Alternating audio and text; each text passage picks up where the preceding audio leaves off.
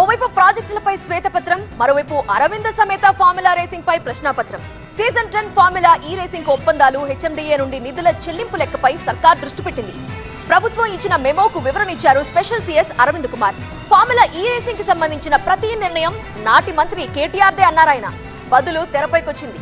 ఇక what next? Brand image సరే, band ఎవరికి? ఫార్ములా ఈ రేసింగ్ వెనక అసలు కథేంటి?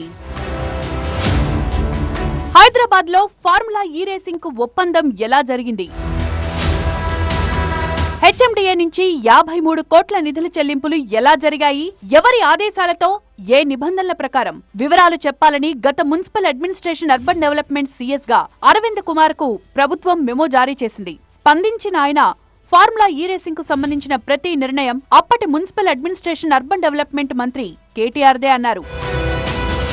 హైదరాబాద్ లో రేసింగ్ ఈవెంట్ 4 సీజన్ల కోసం FEO S next gen private limited తో మంత్రి కేటీఆర్ సమక్షంలో ఒప్పందం జరిగిందన్నారు అరవింద్ కుమార్. సీజన్ 10 హోస్ట్ సిటీగా హైదరాబాద్ ను పోటీలో పెట్టాలని కేటీఆర్ నిర్ణయించారన్నారు అరవింద్. ప్రమోటర్లు ముందుకు రాకపోవడంతో నిర్వహణ బాధ్యతలు తీసుకోవాలని హెచ్ఎండిఏకు అప్పగించారని చెప్పారు. మంత్రి ఆదేశాలతో 2 విడతల్లో ఫార్ములా ఈ రేసింగ్ సంస్థకు 53 కోట్ల చెల్లింపులు జరిగాయన్నారు అరవింద్.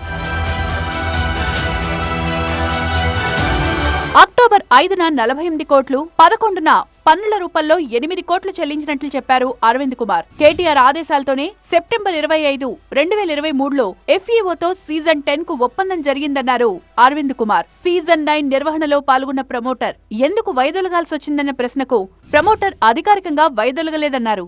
లాభసాటిగా లేదని, సీజన్ 10 కు దూరంగా ఉన్నారని చెప్పారు అరవింద్.